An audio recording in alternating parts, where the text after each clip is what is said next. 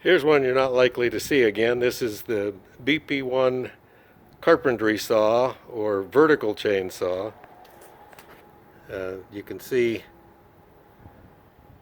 the funny short little bar. It has a scratcher style chain, and no, the chain isn't on backwards. The chain actually runs the opposite direction on this.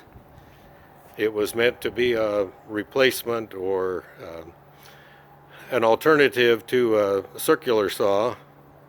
You could use it in like a place where you didn't have electrical power. So you can adjust the depth of the cut on this side. You can set angle up to 45 degrees, they say.